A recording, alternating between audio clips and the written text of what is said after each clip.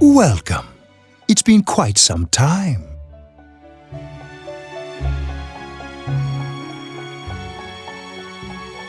Do not be alarmed. You are fast asleep in the real world. I have summoned you within your dreams. Now then, your journey has taken you quite a distance thus far. Do you believe you'll be able to successfully solve this mystery? Splendid! The precise destination of this vehicle, that too is getting rather hard to judge. If we continue driving blindly, we may end up leading you further away from the mystery that you must reach.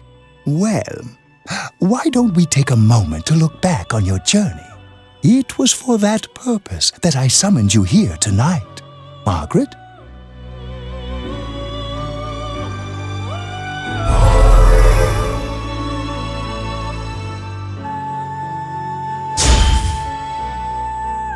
We are experiencing the words engraved into your memory during your journey.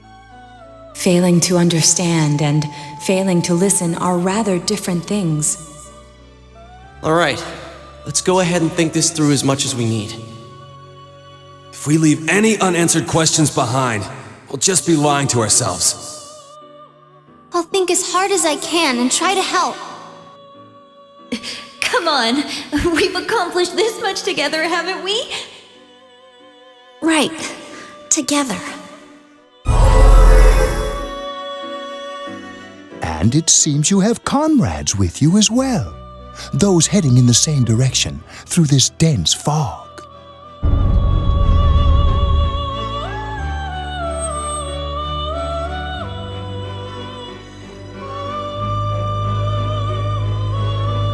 We'll be parked for the moment while I confirm our current heading.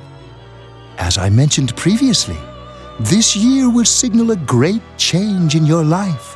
Though there isn't much time left, it can be worth your while to take the time to stop and reflect.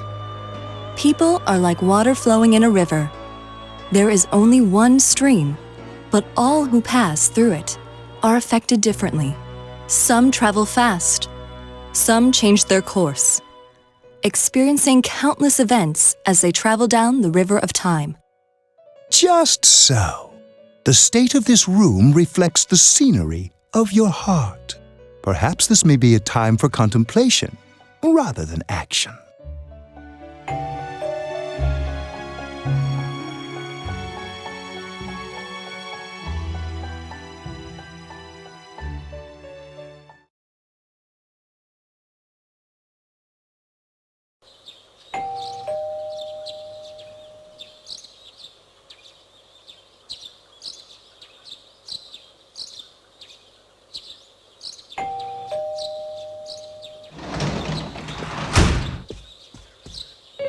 Teddy's missing. I looked all over the neighborhood, but I couldn't find him anywhere. Yeah, me too. He was acting all weird lately.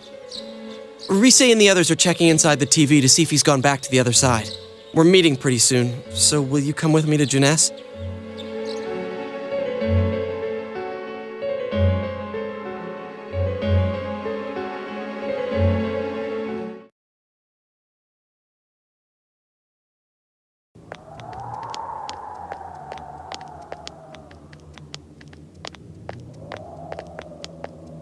It's no use, man.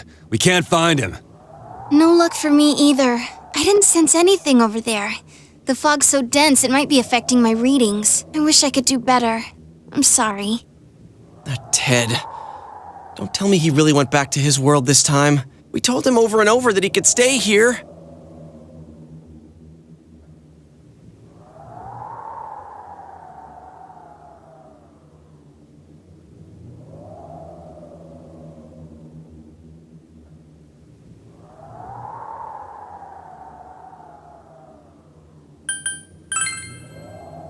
I guess that's all we can do right now.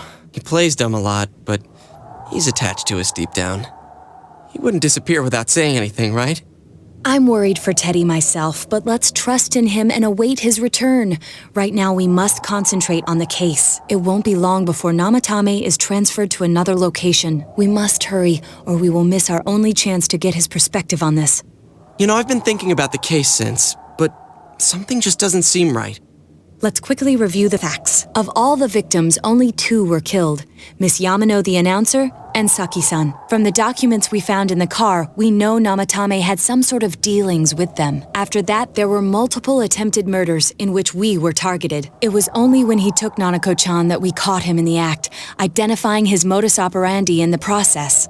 When I hear you put it like that, sounds like the dude's guilty. As a result of Namatame's arrest, the police admitted that Mitsuo Kubo was a mere copycat killer. Back up to yesterday. Remember when you said Namatame didn't have a motive to kill the announcer? That's what's bothering me. Right. Either he's completely nuts, or we're misunderstanding something. You lost me. She's trying to say that if Namatame is sane, then there may be facts in the case we don't know about yet. Sane or insane? Sounds like a play I saw before. When he talks about saving people, what does that actually mean? I don't think there's any doubt that it includes kidnapping people and throwing them into the TV. Could he mean saving them through death? He did call himself a savior and said that the other side is a wonderful world. So they'll be saved if they die? What a bunch of crap! The bastard should have gone and saved himself. What do you think, Senpai?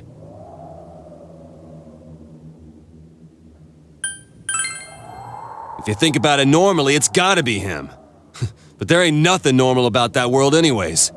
There's something I've been wondering about for a while. When we first encountered him, he said, "You're the ones I saved.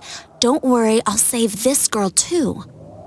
So, if he saves people by killing them, did he save us too? Wouldn't he actually have failed to save us? You raise a good point. If he thinks that salvation comes only through death, his words to us make no sense. And another thing, the Namatame who appeared on the Midnight Channel said he failed to save Nanako-chan. Well, maybe he really was trying to save the victims by putting them inside the TV. Come on, don't get all quiet like that. You guys know I just say the first dumb thing that pops into my head. The possibility that he truly intended to save us. But he's still the one who threw in Saki-senpai and that announcer, right? Sure, we haven't nailed down his motives, but that doesn't change the fact that he killed them. Or what? You think someone else was involved? What makes you think so?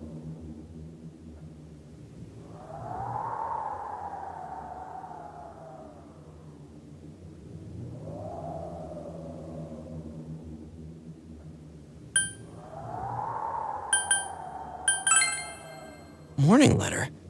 Oh yeah! Whatever happened to that thing? If Namatame's the killer, he must have been the one who wrote it, right? Let's review them.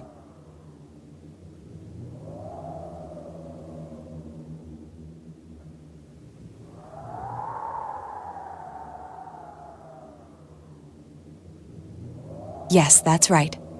Isn't that kinda odd? Would someone who thinks he's saving people by killing them write stuff like, "Don't rescue or kill"? Yeah, and the will be put in and killed part doesn't make sense either. If the killer was writing it, wouldn't it be more like, "I'll put in and kill"? Hey, could this mean...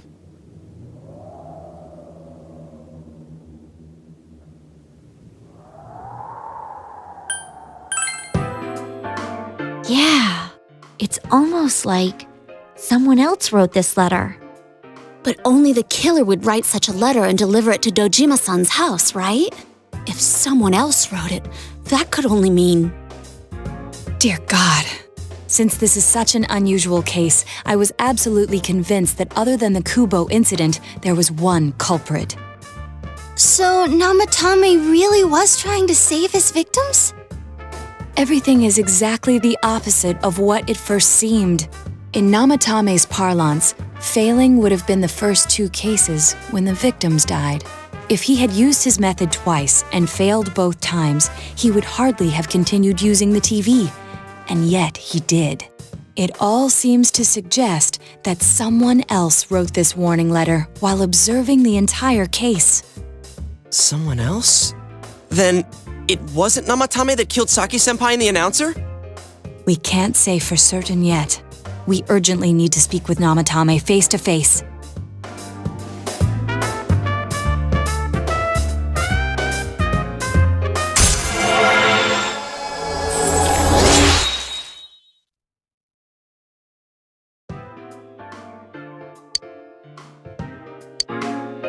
How though?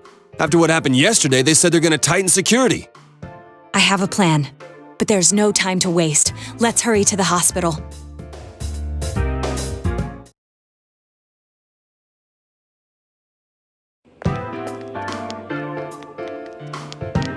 Hey, this place is off limits. I'm a consultant with the police. I'd like a few words with Namatame-san. May I go in? This is Unit 252, requesting confirmation on an ID. Name of Naoto Shirogane. Huh? Ah, understood. I see. Well, you're on the list. I can give you a few minutes, but I'll have to record your conversation with him for security purposes. Not that I expect you'll get anything coherent out of the guy. He's been spouting nothing but gibberish. I'd like him to accompany me as well. He has no identification, but this is an emergency situation, and he's here in Detective Dojima's stead. Huh? Detective Dojima sent him? I wasn't informed of this. I'll vouch for his identity. Well, I guess it's better than dealing with the man himself. We have our hands full with the transport procedures, so the last thing we need is Detective Dojima running wild. Detective Adachi is busy somewhere too. This is Unit 252. Huh? I see. Has something happened? There's something about a suspicious object out in the lobby. Well then, this works out nicely. You should back up your colleagues downstairs. We'll keep watch over Namatame-san. A disturbance in a hospital lobby, after all. It sounds serious. If anything happens, hit the nurse call button. I'll leave the rest to you. Understood. Please be careful. I knew they were undermanned, but I didn't expect it to go this smoothly. Wow! There's nothing much inside that suspicious object, so he won't be gone long. All right, then now's our chance to talk to Namatame.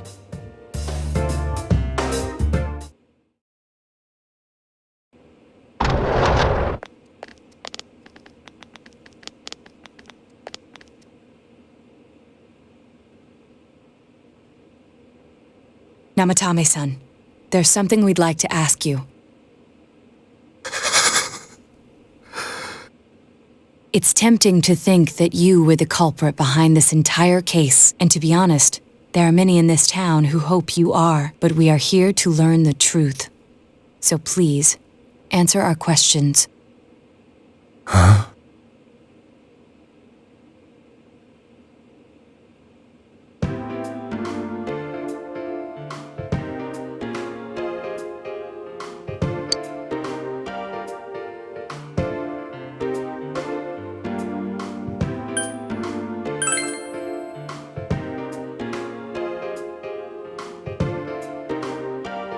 They were killed.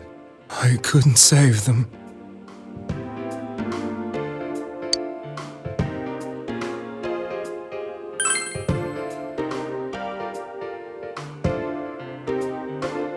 Huh?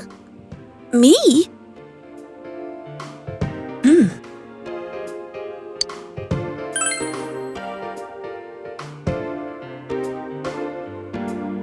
No. If nobody saves them, they'll be killed. That's why I put them in there. Then tell me if my estimation is correct so far. After discovering the Yamano and Konishi incidents, you realized an appearance on the Midnight Channel meant certain death. Thus, to save her from that fate, you kidnapped Yukiko Amagi. You couldn't let her be killed, so you threw her into the TV, preventing the killer in this world from reaching her. And you repeated the process as more individuals appeared on the Midnight Channel. It all falls into place. His body is weak, but his mind is sound. He's trying to tell us the truth. Yeah, but if the stuff he's saying is true... There's another killer who murdered the first two victims? Indulge us in a few more questions.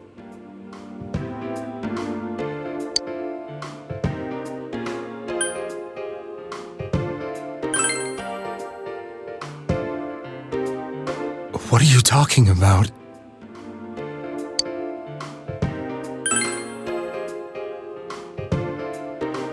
I have no idea. I want to know that too.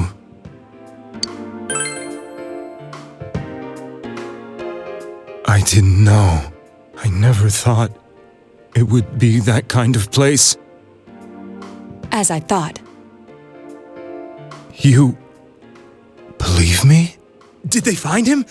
Did they find the one who did such cruel things? Mayumi. Please calm down. Our ability to find the culprit rests on you. We know about the other world.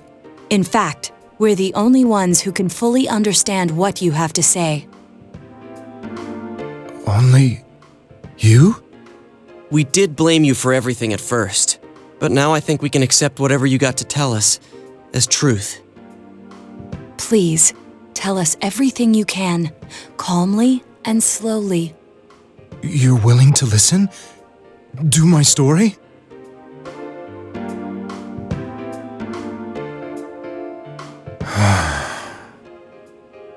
All right.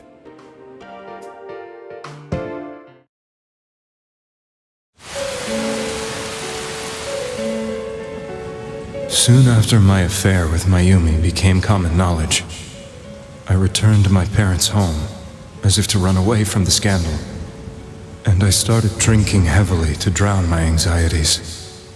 I hadn't been able to reach Mayumi at all, and that didn't help either. Mayumi, where are you? She'd been disgraced on all the afternoon shows and forced to resign from the program she was on. I caused her so much trouble. I wanted to at least apologize to her, but I couldn't even do that. I lost the will and energy to do anything. Then, one day, the rumor I heard some time ago came back to me. Since I had nothing better to do, I sat down blankly in front of the TV and watched my own reflection. And all of a sudden, there was Mayumi. Mayumi? Is that you? The Mayumi inside the TV looked as if she was calling to me for help. Mayumi? Mayumi! When I reached out unthinkingly to touch her, my arm disappeared into the TV, as if I had dipped it into a pool of water. I was so shocked that I lost my balance and nearly fell face first into the TV.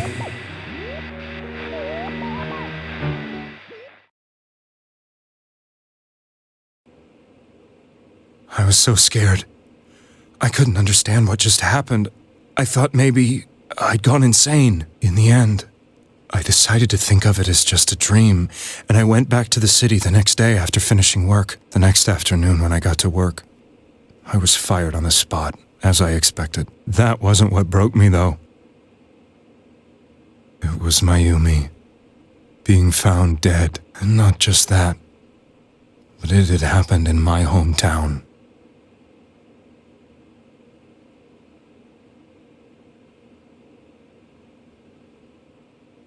I was dumbstruck.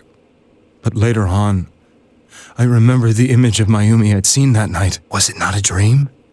Could it really have been an SOS from Mayumi? I hadn't touched another TV because the first time was so terrifying, but I decided to try it again, and I confirmed that none of it was a dream. So that image, was it something Mayumi showed me, calling for help? That's how I felt. And eventually, you learned of the Midnight Channel. I remembered that when Mayumi was alive, she was chasing a rumor about some bizarre TV program. I'd heard about it before, but I thought it was just an urban legend. But then Mayumi appeared on it, and later turned up dead. The more I thought about it, the harder it became to believe that the two events were unrelated. Soon after that, I came back to Inaba to answer the police's questions. I'd lost my job, and I wanted to know the truth of Mayumi's death for myself. Then, on another rainy night, someone else appeared on the Midnight Channel. It was a girl. She looked like she was calling for help, just like Mayumi. The first thing that came into my mind was, maybe this girl will be the next to die. And that was Saki-senpai. I'd been following all the news about Mayumi, so I noticed right away that she was the girl who found Mayumi's body. And if my hunch was right, she'd be the next victim. I didn't want her to die the way Mayumi did, so I desperately kept watching. I was consumed with the idea of rescuing her. Then, little by little, her image on the screen came into sharper focus. It became sharper? How did you find out it was her? After I came back, my father couldn't bear to see me in such low spirits and gave me a job with the family business. I met that girl when I delivered a package to the liquor store.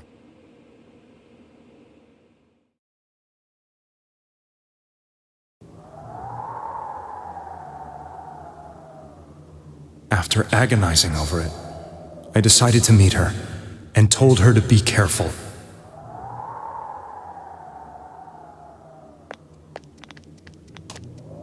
But that same night, on the TV,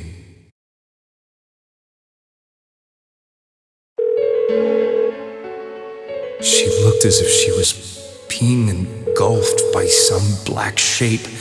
She was writhing in pain. That's why I warned her. Why won't she pick up the phone? Come on, please!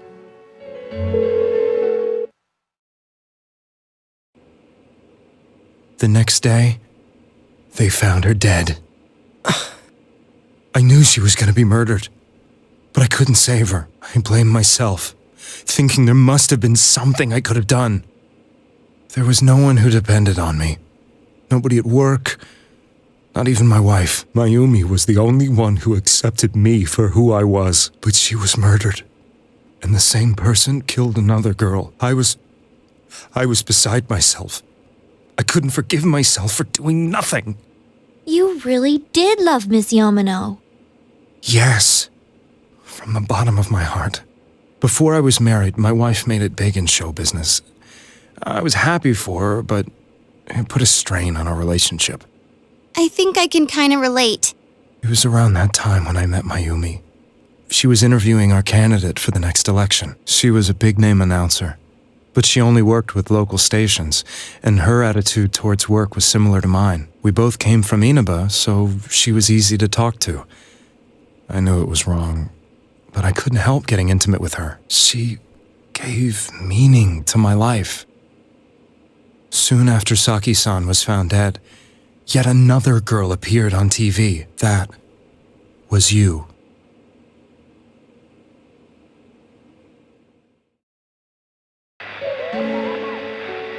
She'll be kidnapped next, and murdered. I can't let her end up like Mayumi and that other girl. This time, I'm gonna do something. My opponent was a murderer who left no clues to his identity. I thought hard about what I could do to protect her from someone like that. I'll never convince her. If she gets suspicious and they arrest me, who'll save her then? The girl inside the TV looked as if she was smiling at me. And that's when it hit me. I apparently had the power to go through the TV screen to the other side. Then, what if I put her into the TV and give her shelter there before the killer gets her? What are you trying to tell me? That it's safe over there? Is that it? The girl inside the TV seemed to smile at me again. And I thought, no matter what kind of place it might be, it's better than being slaughtered. Once things calmed down, I could just let her out again. If she's inside the TV, there's no way they can find her. It felt as if everything was starting to come together in my mind. Could it be that Mayumi gave me that power to prevent any more victims from meeting her fate? Was it my mission to save people? But there was a big problem. If I explained the situation to the victim, they wouldn't understand. I had already tried that and failed miserably.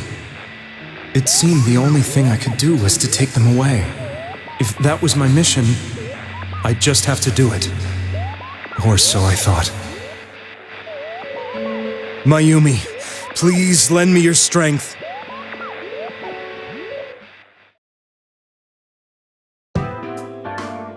So, since you thought people who appeared on the Midnight Channel would be killed, you kidnapped us in order to save us. Mission? Give me a break! You never stopped and wondered about any of this? I thought I was the only one who could help them. I did call the police, but they didn't believe me. I knew the area well, thanks to my job. I had a large truck, and I could move around without suspicion. I thought my job as a delivery man would be the perfect cover for my mission. I thought no one else could do it. But are you telling me that I wasn't saving them? If a person is still within the TV world when the fog appears here, they will die. Beginning with Yukiko-san, the people you thought you had been saving were, in fact, in mortal peril. It was my friends here who really saved us all. I had a feeling that was it. When I went after that little girl and entered the TV myself, for the first time, I had some doubts about myself. You refer to Nanako-chan, correct? The police were after me, so I had to get away. But I still felt I needed to do everything I could to save that poor little girl. That's why I went in after her. But the TV world was completely different than I imagined. Such an abominable, grotesque place. I knew that the three of you who I saved went back to your normal lives, so I didn't realize how terrible that world was. I never knew you couldn't even get out of that place on your own. No. That's a cowardly way to put it.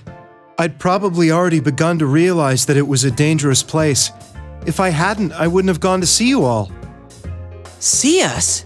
Wait, are you talking about the concert we did at Junes? Yes. I wanted to know why the ones I saved were all hanging out with each other, and how much you remembered. But in the end, I couldn't bring myself to say anything and ran home. I must have felt too guilty. But all the doubts and anxieties I'd been unconsciously suppressing exploded out when I entered the television myself. I thought I was going insane. I probably did. And you know the rest. When I came to, I was lying in a hospital bed. You really were trying to save people. But I ended up doing just the opposite. What a fool. I always wanted to enter the world of politics and become useful to society. But after losing my job and the woman I loved, all I had left was this power.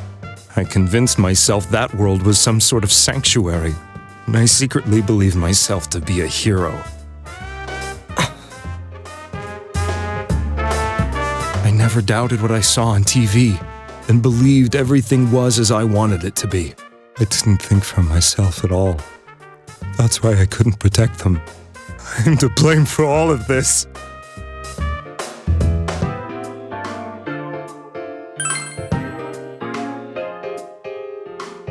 I suppose so. But the things I've done are too serious to be brushed aside like that. I have no intentions of running away from my crimes. I'm prepared to face the consequences. Kidnapping is already a serious crime. And on top of that, I put all those lives in danger. I'm sorry.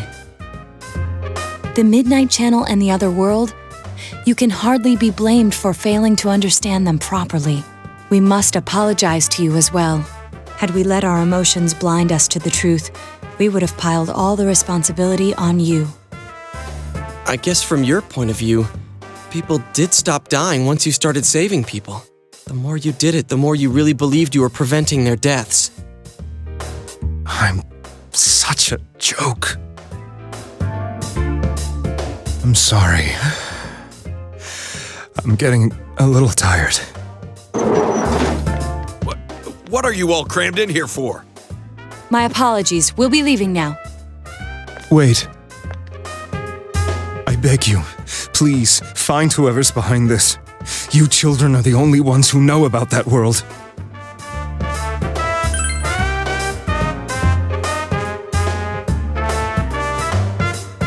It's all clear now. He never committed any murders. It was another party who threw the first 2 victims into the TV.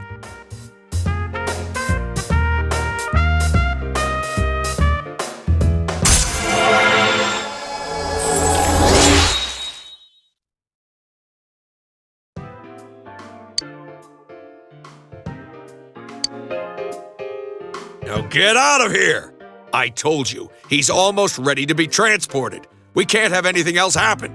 Sheesh, I better not see you rascals here again.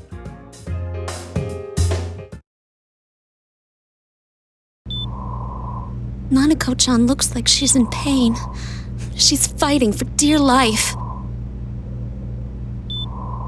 This was the last place we saw Teddy, right? He was so worried about her. How can he flake out like this when we have to find the real killer? The police consider the matter closed. We'll have to do all the investigation from here on out. Let's revisit Saki-san and Miss Yamano's incidents and see if we can turn up fresh details. But it's been over 6 months. Wouldn't the trail be cold by now? I know, but we can't give up. We're the only ones who understand what's really going on. And you never know. People might remember some things now because they've had so much time to think about it. Let's split up and talk to people all over town tomorrow. We'll meet up in the evening to discuss our findings. I hope we can find out something about Teddy, too.